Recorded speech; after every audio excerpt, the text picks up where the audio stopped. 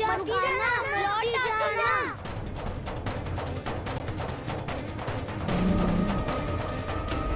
देखो कैसे स्वागत करो है।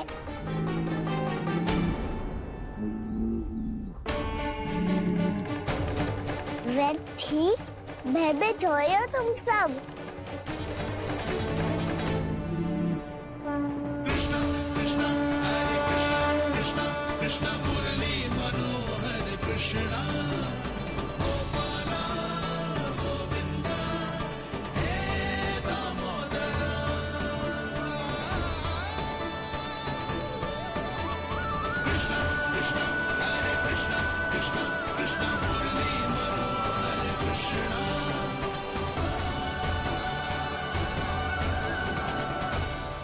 बाल कृष्ण ने छुआ तो एक साधारण बैल को है माँ, पर उनके स्पर्श का अनुभव मुझे हुआ है। बलधर, ये जो वानर महाराज है ना, ये मेरे सखा है।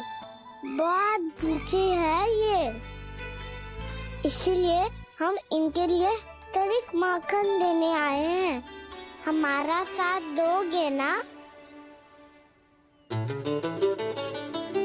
मैं भी बहुत भूखा हूँ प्रभु। सावित्री मैया चारा देना ही भूल गईं। आप मुझे खोल दीजिए ना।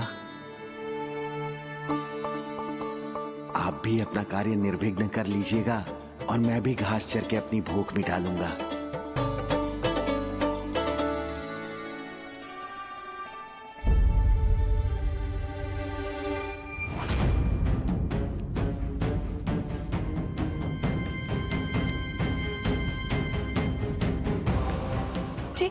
क्या कर रहे हो जी? काना पावला हो गया हो क्या? मती कोल काना, जे सीधा हमारी ओर आएगो और अपनी सींगों से उड़ा के चला जाएगो।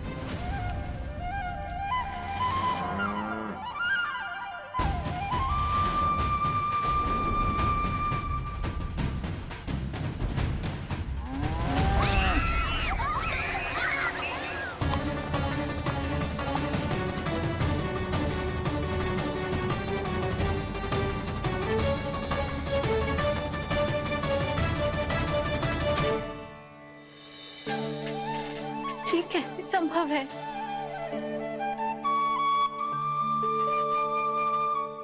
अब खड़े खड़े देखते ही रहोगे?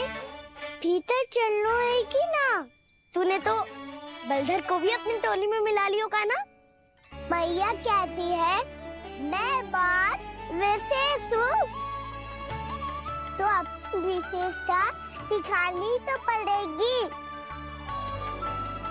चौर्य विद्या प्रसारण टोली का अध्यक्ष हूँ मैं। चौर्य विद्या प्रसारण टोली? शौर्य विद्या प्रसारण अर्थात चोरी की विद्या का विस्तार करना। प्रभु, ये बाल कृष्ण कैसी सीख दे रहे अपने सखाओं को? द्वार तो बंद है, भीतर प्रवेश करने का कोई उपाय तो खोजना पड़ेगा। सच्ची में मति भ्रष्ट हो गई है मेरी। अब अंदर कैसे जाएगा काना? कहीं वापस ना चला जाए। मिल गो पाए काना।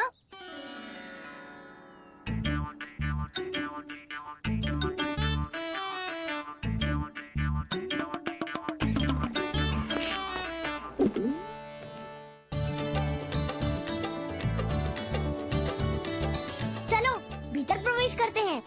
रुको,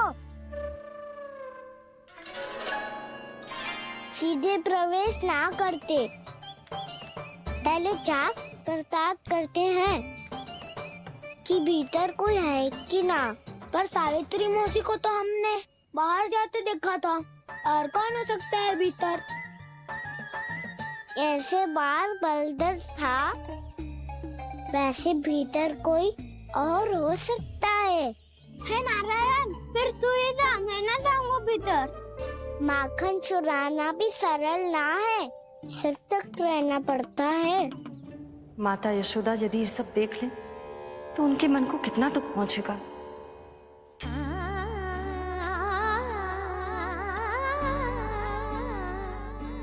ऐसे जो ठीक ना है लल्ला। जब भूख लगती है तभी मैया की स्मृति आती है तुझे। आज खेल के इतने शीघ्र कैसे आ गो तू? देख लल्ला, मैया तेरे लिए क्या बना रही है। सूजी का हलवा। अभी भी समय है लल्ला, कछु और खाना हो तो बता दे। कान्हा तो बाहर गए हो खेलने, यशोदा किससे बातें कर रही? अब ऐसे मूर्ति बन के क्या खड़ा है? कछु बोलेगा भी?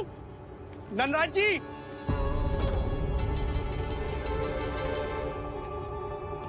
नंदराज जी, लगभग सभी को सभा की सूचना दे दी है और जो तनिक दूर रहते हैं उनके बंसी गए हुए हैं सूचना देने के लिए और उपनंद भैया आपकी चौपाल में प्रतीक्षा कर रहे हैं। चल।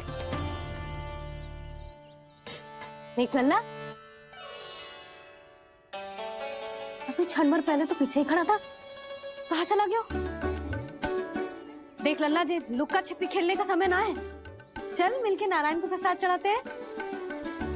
कान्हा, कहाँ चला गया?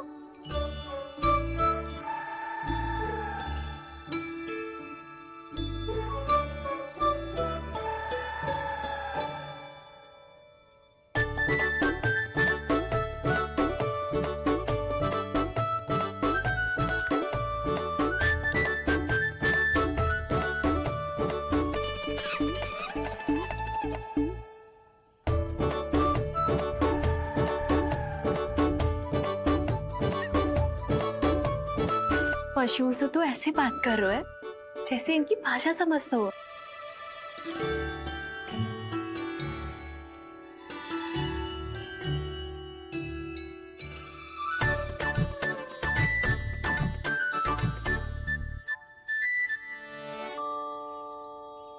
लग तो है यही रखा है सारा का सारा माखन।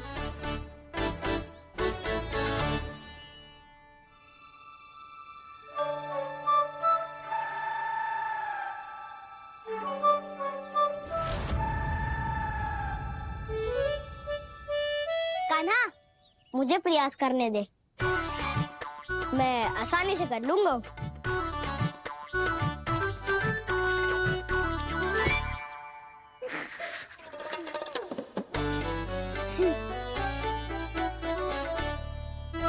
सावित्री के घर की कुंडी इतनी आसानी से नहीं खुलेगी लल्ला।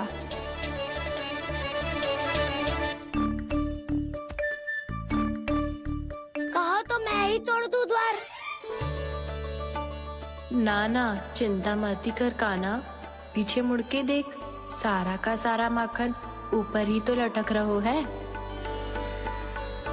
कोई लाभ ना हो तो दाऊ, माखन तो वो रो।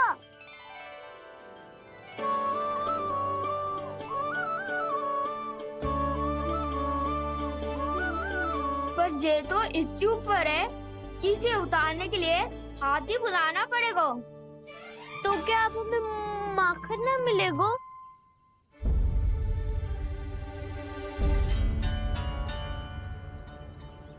मुझे क्या पता था कान्हा कि तू सच्ची में आने वालो है। ना तो मैं इतनी ऊपर लटकाती ही ना, ऊपर से चौकी भी रसोई घर में बंद है। ये तो स्वयं चाहती है कि कृष्ण इनका माखन चुरा ले। अविश्वसनीय है ये। यही तो लीला है देवी, लीलाधर श्री बाल कृष्ण की लीला, श्री बाल कृष्ण की लीला। कोई उपाय ना है कान्हा? इतनी पर्वत जितनी ऊंचाई पर तो चल ना सकते हम।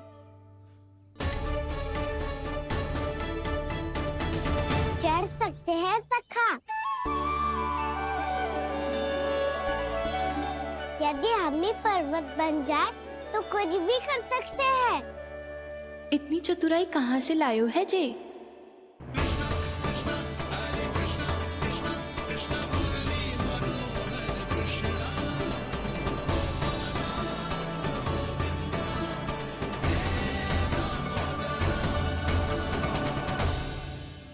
हम सबसे ऊपर कौन चढ़ेगा?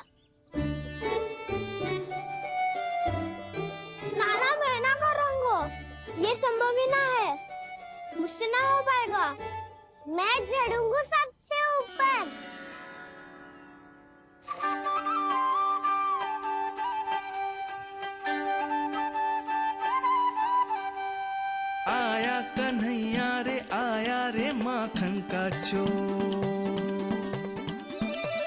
ना ध्वनि कोई हो ना पता कुछ लगे, आए चुपके से ग्वालों की टोली। चाहे कितना बचाओ छिपाओ कहीं, सारा मक्खन ये कर जाए खाली। मुख से तो लगता है सरल ये बड़ा, भीतर से चंचल ये छल से भरा है ये नटखट बड़ा चिकचोर।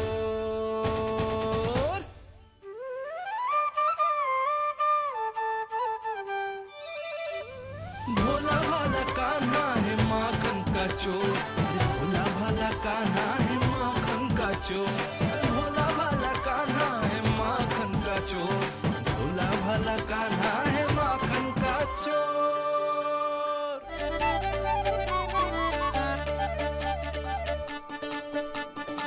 कान्हा की योजना सफल हुई, माखन मिल गयो। तैयार हो सब? तो लो फिर। अब खाएगो जी मेरा माखन।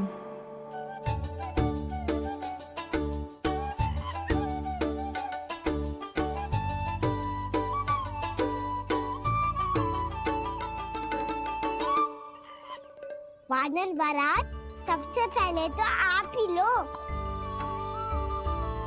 हैं?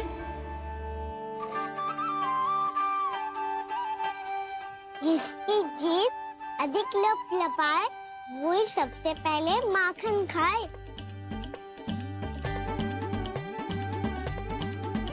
स्वयं हाथों से अपने ये बांटे, पूरी टोली को माखन खिलाए, बड़ा नटखट है नंद किशोर। लो दाऊ, ये आपका। सारा माखन जे इन सब में बांट रहो है, स्वयं ना खाएगो। भोला भाला कान्हा है माखन का चोर, अरे भोला भाला कान्हा है माखन का चोर, अरे भोला भाला कान्हा है माखन का चोर। इतनी देर बाद ही सही, अब खा रहे हो जी मेरे हाथ का माखन। प्रभु, ये जो भी करते हैं उसके पीछे कोई ना कोई उद्देश्य अवश्य होता है। मैं ये जानने के लिए आतुर हूं कि इस माखन चोरी की लीला के माध्यम से कौन सा संदेश देना चाहते हैं ये।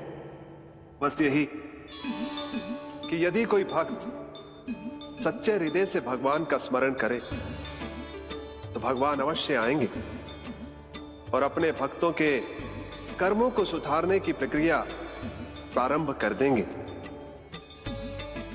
फिर चाहे वो भक्त जानकी हो या सावित्री। कृष्ण माखन नहीं खा रहे देवी, ये तो अपने भक्तों के दुष्कर्मों को मिटा रहे हैं ताकि उन्हें जीवन और मृत्यु के चक्र से मुक्ति दिला सके। पर प्रभु, ऐसे तो सारा संसार इन्हें माखन चोर बुलाएगा। ये माखन आत्मा की तरह है और आत्मा तो सदैव से ही परमात्मा की होती है। इसीलिए कृष्ण जो चुरा रहे हैं वो माखन नहीं, ये तो इन गोपियों की चित है देवी। अब से जो भी व्यक्ति इन्हें माखन चोर बुलाएगा वो इन्हें प्रेम से चित चोर कहकर भी पुकारेगा, वो इन्हें प्रेम से चित चोर कहकर भी पुकारेगा।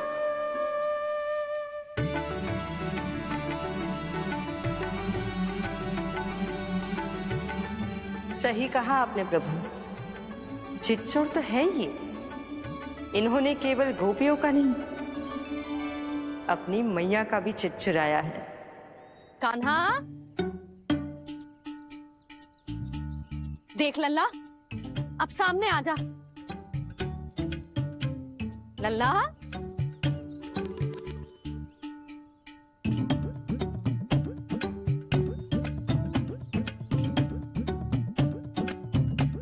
मुझे पतो है तू खम्बे के पीछे छुपो है। बाहर निकल।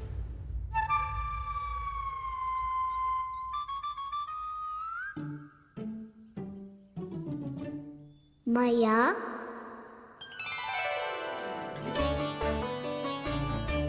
रुक लल्ला।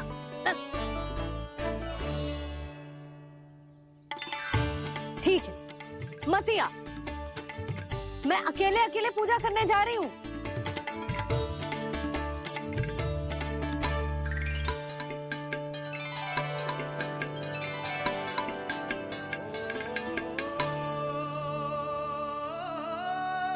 बस ऐसे ही पहले अपनी मैया को सताया कर और फिर अपनी जे निर्दोष सी मुस्कान से मेरा मन मोह लिया कर।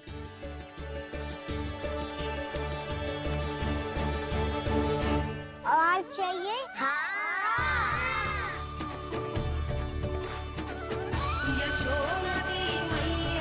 ये तो फिर से माखन बांट रहा है। इसका इतना साहस। यदि यही सब करना तो मुझसे आज्ञा क्यों नहीं ली? मैं अपने हाथों से बहुत प्रेम से खिलाती, पर ये तो चोरी कर रहा है। इसकी आज्ञा ना दे सकती मैं। मेरा माखन व्यर्थ में सब में बांटने चलू है।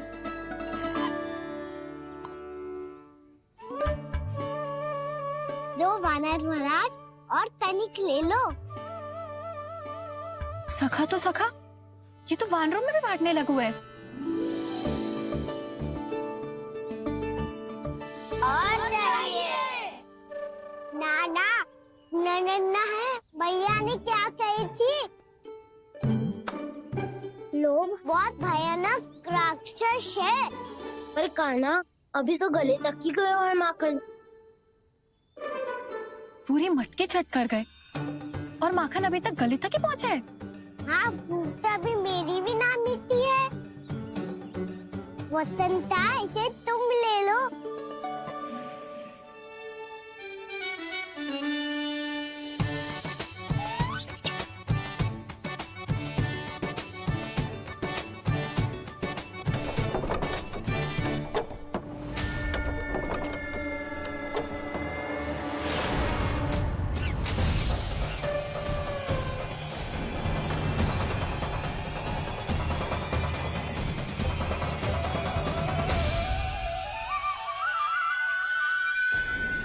ना लोग बहुत भयानक राक्षस है। जी अच्छी बात ना है कान्हा। अभी चल के यशोदा जी को बताती हूँ।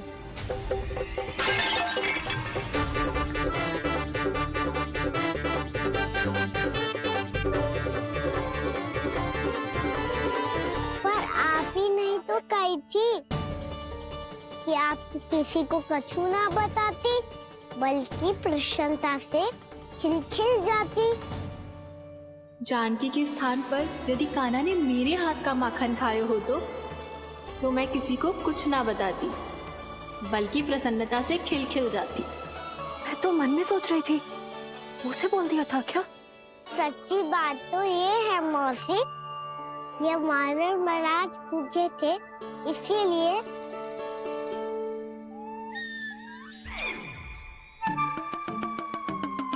कल मैं इसीलिए ना बेच पाई क्योंकि हाट जाने के लिए सकट ही ना मिलो, और आज बेचने के लिए तो माखन ही ना बचो। चिंता मत करो मौसी, 2 गुणों से भी अधिक मिलेगा। भूखे की भूख मिटाने का पुण्य प्राप्त किया है आपने। बस आप मैया को कछु मत बताइयो।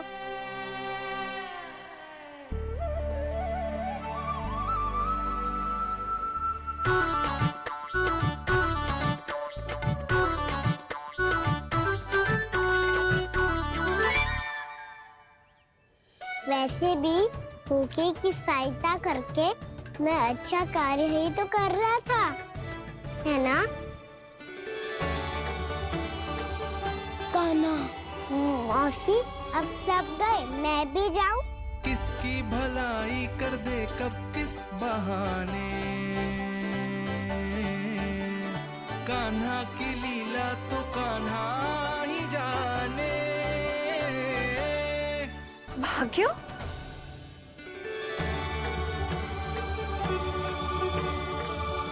कान्हा, एक तो चोरी की और ऊपर से मूर्ख बना के भाग को। ये ठीक ना है। मुझे यशोदा जीजी को बताना ही होगा, और वो भी इसके घर पहुंचने से पहले।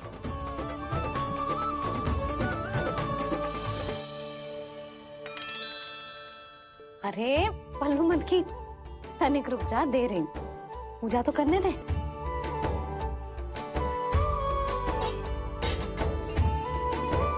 ले, अब जितना मन करे उतना प्रसाद खा।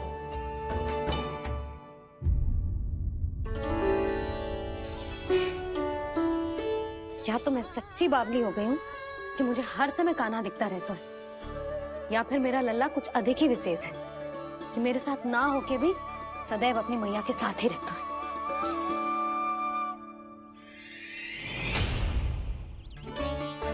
आज तो कैसे प्राण बचे, नारायण ही जानते हैं। मैं तो पाऊ को सिर पर लेके ऐसे सरपट भागो कि पूरे गोकुल में बड़ बोले, इस समय तो बड़ी बड़ी मत हाको। पर असली लाभ तो वानर महाराज ने उठाया है। पूरी की पूरी मटकी अकेले लेके निकल लिए। ये हमारी प्रतीक्षा कर रहा था ताकि हम माखन बांट सके। हमारे साथ ना दाऊ, उनके साथ।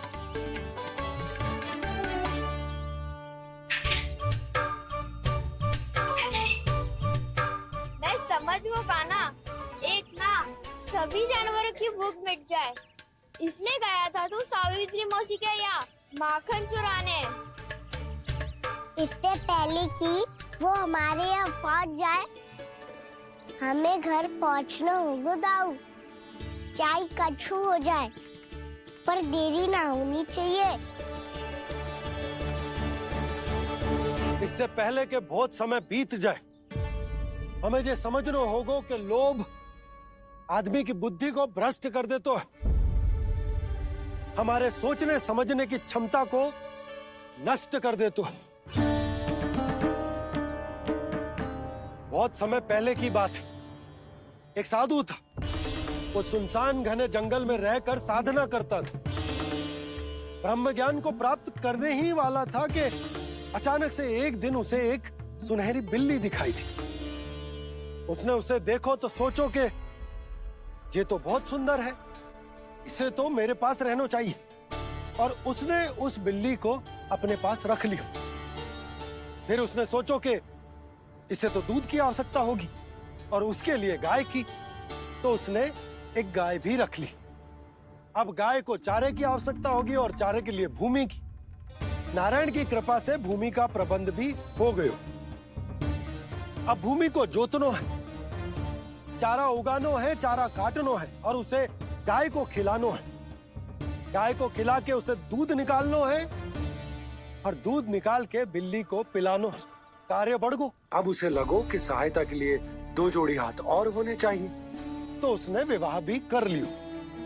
कुछ समय बीतो और संतान हो गई, और उसे एक बड़े घर की आवश्यकता अनुभव हुई। इसी प्रकार धीरे धीरे लोभ ने उसे अपनी छाया में ले लिया, और वो नारायण की साधना कर ब्रह्म ज्ञान को पाने के अपने परम लक्ष्य को भूल गो।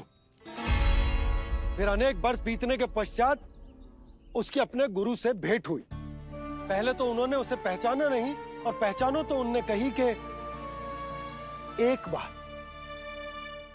बस एक बार अपने कर्तव्य से भटका था तू, और देख कैसे देखते ही देखते लोभ के जंजाल में गहरे ही गहरे धंसता चला गया। सोचो, कहीं उस व्यापारी को धन के लोभ में अपना वचन देकर आप सब भी जे ही भूल तो ना करने जा रहे। परिवार, घर द्वार, भोजन, सुख शांति, जीने के लिए आवश्यक जिस सब कुछ तो है आपके पास। इसीलिए मुझे चिंता हो रही कि जिस प्रकार उस साधु ने ब्रह्म ज्ञान प्राप्ति का अवसर गवा दिया था, आप सब भी इस लोभ में आकर अपना सुख चैन ना गवा दो।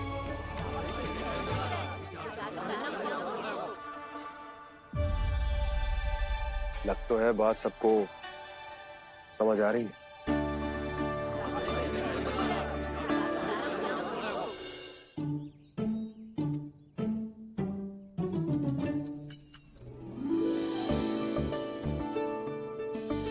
भाभी आसानी से ना मिलने देंगी कान्हा से, पर उसे देखे बिना रहा भी तो ना जा रहे हो मुझसे। कहाँ है वो? मुझ पे बहुत क्रोध है उन्हें, इतनी शीघ्र शांत ना होगा। उन्हें मनाना तो पड़ेगा ताकि मैं नंद भवन में फिर से बिना किसी रोक टोक के आ जा सकूं। पर क्या बोलूं, कैसे मनाऊं उन्हें?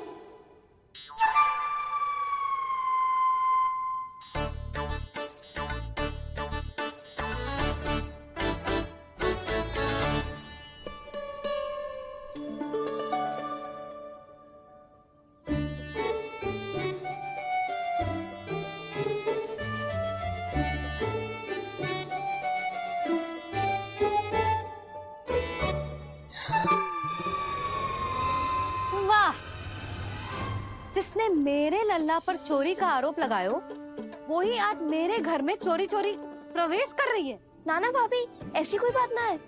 मैं तो बस ये देखने आई थी कि जसोदा भाभी का क्रोध शांत हुआ कि ना? सुन ले जानकी, मेरा क्रोध उसी दिन शांत होगा जिस दिन तू सारी गोपियों के सामने मेरे कान्हा पर लगाया आरोप वापस लेगी। चोरी करेगा तो आरोप ही लगेगा ना जीजी। फिर से आरोप? सावित्री, तू भी? कल तक मुझे ये थोड़ी पता था जीजी कि आपका कान्हा सच्ची में माखन चोरी में पारंगत है। आशा करता हूँ कि आप सभी को नंदराज का विचार और संदेश सही से समझ आगो होगो।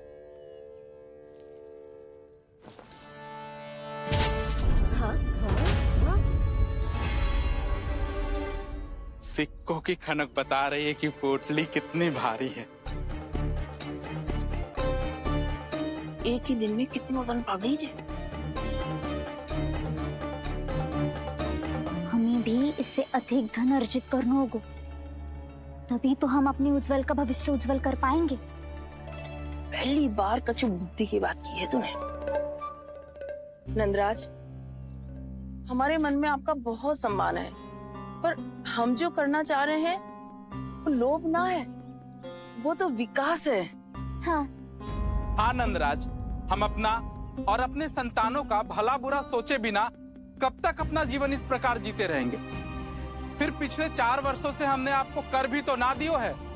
मुझे तो लगता है कि नंदराज की बातों पर शांति से सोच विचार के बाद ही कुछ निर्णय लेना चाहिए।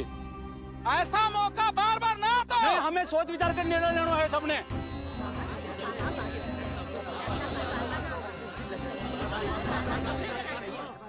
चोरी में पारंगत? हाँ जीजी, उसने टोली बनाई है और उसका नाम भी रखा है चौर्य विद्या प्रसारण टोली, और आपका कान्हा उसका अध्यक्ष है। अच्छा, तो कान्हा पूरी टोली लेकर आया था चोरी करने तेरे घर? और नहीं तो क्या। पर एक बात बताओ जीजी, मेरे बलदर को देखकर किसी का साहस ना हुआ भीतर जाने का, पर आपका कान्हा इतना साहसी है कि बिना भयभीत हुए इतने भयंकर बैल के निकट चले गए। सच्ची? और तेरे रक्षक बैल ने कुछ ना किया उसे? है ना अचरज की बात। क्रोध के स्थान पर वो तो उसके सामने ऐसे झुको जैसे कि प्रणाम कर रहा है। और जीजी, आपका कान्हा साहसी ही ना, बहुत चतुर भी है। मैंने मटकियां बहुत ऊपर लटकाई थी, पर बताओ कि बिना चौकी के मटकी को नीचे उतारने का उपाय किसने ढूंढा? किसने? आपके चतुर कान्हा ने। उसने अपने सखाओं को पर्वत बनायो और एक पक्के सेनापति की तरह बिना भयभीत हुए उनके ऊपर चढ़ गयो और मटकियां उतारने लगो। और एक ही ना, तीनों की तीनों मटकियां उतार ली। तीनों? हाँ जीजी, और वो इतना दयालु है कि पहले एक मटकी का माखन सब में बांट दियो और फिर बची हुई 2 मटकियों में से एक मटकी अपने सखाओं को दे दी और फिर दूसरी मटकी एक भूखे वानर को दे दी। और फिर जब मैं उसके सामने जाके प्रश्न करने लगी तो उसने मुझे अपने तर्कों के जाल में उलझाया और बड़ी आसानी से सिद्ध कर दिया कि वो तो परोपकार कर रहा था। मैं तो देखती ही रह गई और शब्द तो ऐसे झड़ते हैं मुंह से जैसे कि फूल। रुक जा सावित्री, पहले तू ये निर्णय ले ले कि तू मेरे लल्ला का गुणगान करने आई है कि उसकी निंदा करने? निंदा करने ही आई हूँ जीजी। जानकी सत्य कह रही थी। आपका कान्हा माखन चोर ही है और बलराम के साथ भागा था। अब बलराम क्यों? वो तो साक्षात गरुड़ देव के पीठ पे बैठ के उड़ के आयो है, तभी तो तुझसे बहुत पहले आके यहाँ बैठ गओ ना। आ देख ले, आजा। देखो कैसे बैठ के सब पहरा दे रहे हैं कि कोई पंछी अनाज ना चुगले, और तुम दोनों व्यर्थ में इन सब पर दोष लगा रही हो। कान्हा के निकट जाने का प्रयास भी मत ही करना। पहले मेरे लल्ला पर आरोप लगाती हो, फिर उससे मिलना भी चाहती हो।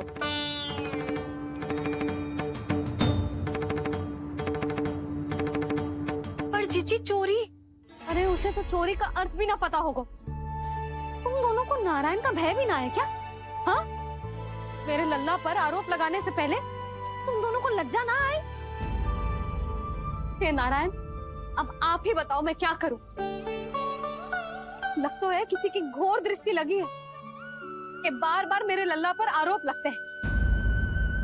किसी की क्या, तुम दोनों की दृष्टि लगी है। या तो तुम दोनों मनगढ़ंत कथाओं को सत्य बताना छोड़ दो, या फिर कृपा करके मेरे घर आना बंद कर दो।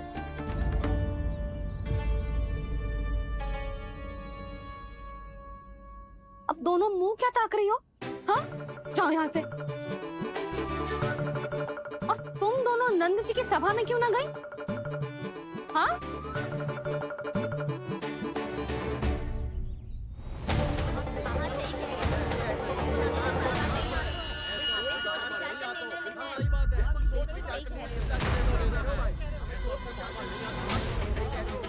जी कौन? पहले तो कभी ना देखो इसे।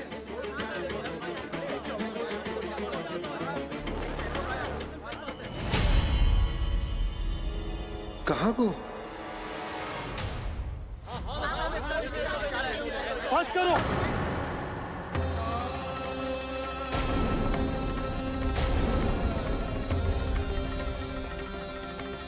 मेरी आंखों के सामने मैं गोकुल में इस तरह फूट पड़ते ना देख सकता। राजा हूं मैं, परंतु आज तक मैंने कोई भी निर्णय आप सब पर ना थोपो और ना ही आज थोपूंगा। मुझे पता है आप सबके पास कल सूर्यास्त तक को समय, इसीलिए मेरी विनती है कि आप घर जाकर रात्रि को इस बात पर पुनः विचार अवश्य कीजिएगा। सोचिएगा कि कोई भी व्यापारी अविश्वसनीय रूप से सस्ता क्रय विक्रय क्यों करेगा, जब तक कि उसका कोई छुपा हुआ लाभ ना हो। हमें सोचना होगा कि कहीं हम उसके बिछाए जाल में फंस तो ना रहे।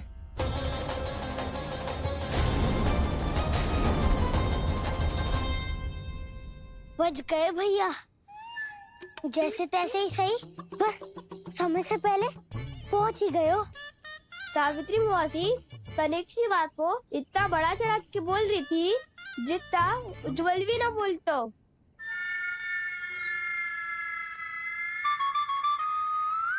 वैसे आनंद तो बहुत आयो, सच्ची। हाँ, बेहतर लगा तो माखन भी तो मिला और परोपकार भी होगा। बता कान्हा, और किसके घर जाना है अब? आज ही तो हमें शिक्षा मिली है, इतनी शीघ्र भूल गए तुम सब।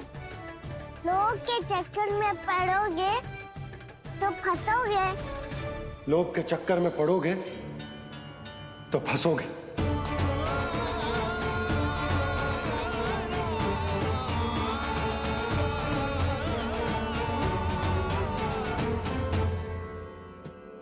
चोर, चोर कह रही है मेरे निर्दोष से बालक को। अब तो इन दोनों ने अति ही कर दी है।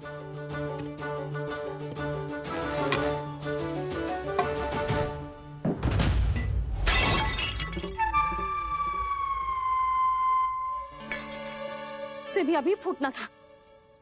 वैसे ही मैं इतनी चिंतित हूँ। कैसे समझाऊं इन गांव वालों को?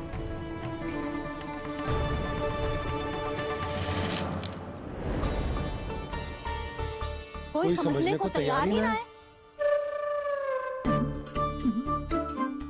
लगता है सबकी बुद्धि भ्रष्ट हो गई है। सही कह रही हो यशोदा तुम।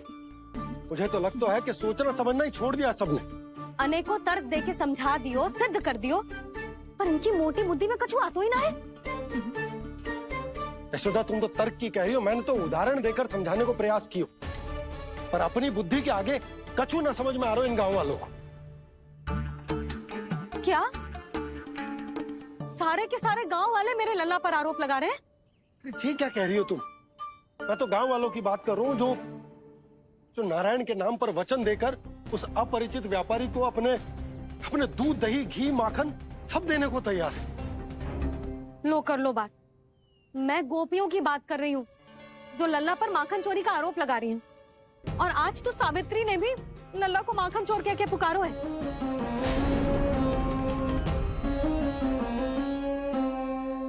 सावधान यशोदा, कहीं बड़ा होकर माखन चोर ना बन जाइए। अच्छा, ये सब आप छोड़ो, स्त्रियों की बात है, मैं संभाल लूंगी। आप ये बताओ, सभा में क्या हुआ? गोकुल में फूट पड़ गई यशोदा, लोभ की फूट।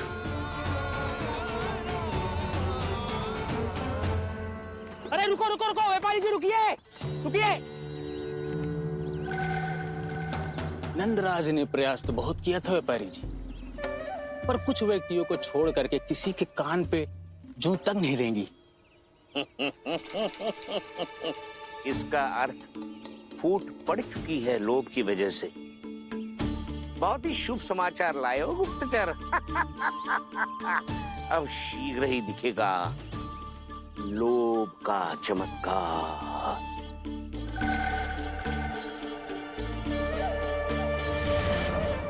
लोभ से बचने को जो पाठ हम कान्हा को पढ़ा रहे थे ना, आज वही पाठ मैं इन गांव वालों को समझाने में असमर्थ रहा। आप चिंता मत करो जी, धीरे धीरे सब ठीक हो जाएगा। तब तक बहुत देर हो जाएगी यशोदा। ये गोकुलवासी मेरे अपने, उन्हें अपनी आंखों के सामने मैं भूल करते ना देख सकता। वो सुलक्षणा, वो उस व्यापारी के प्रभाव में आ गया, और शंकरी मौसी और सुमति भी सुलक्षणा के मार्ग पर ही चल रही। कान खोल के सुन ले बहू, आज से घर में दूध पीनो बंद, दही खानो बंद, और माखन तो बिल्कुल न खानो। पर मैया, पर किंतु परंतु कुछ न सुननो मुझे। सुलक्षणा की जैसे धनवान बननो है कि ना?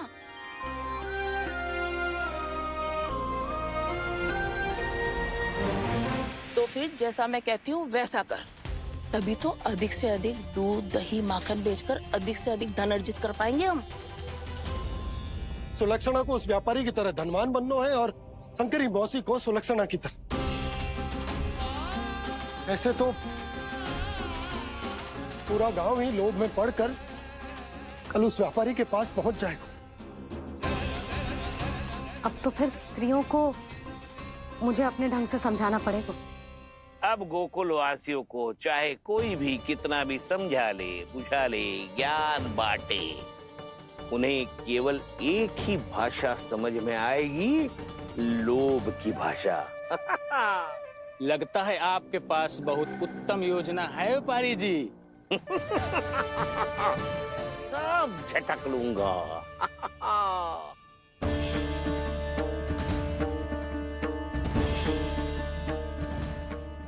आपको क्या लगता है प्रभु, मैया के समझाने से गोपियाँ समझेंगी?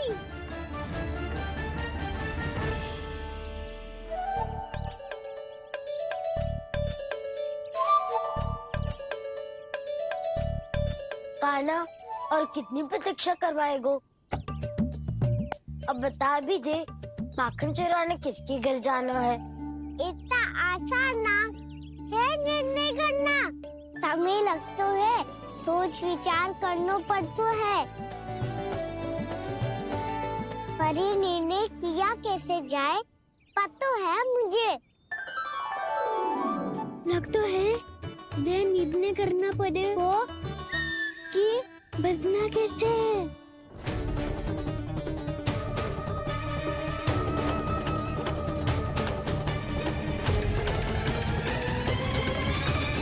सावित्री मौसी ने हमारे 14 विद्या प्रसारण के बारे में सबको बता दियो क्या?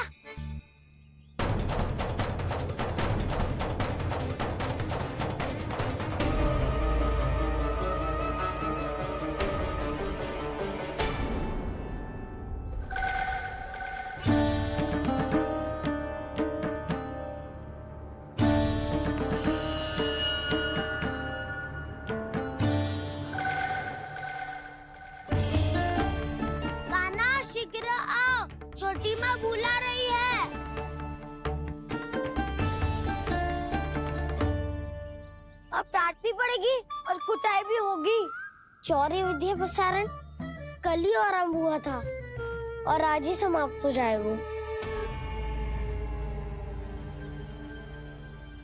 सब इतने गंभीर क्यों है आज? गंभीर तो होंगे ही ना दाऊ, क्योंकि मैया आज अच्छा वाला पाठ पढ़ाने वाली है।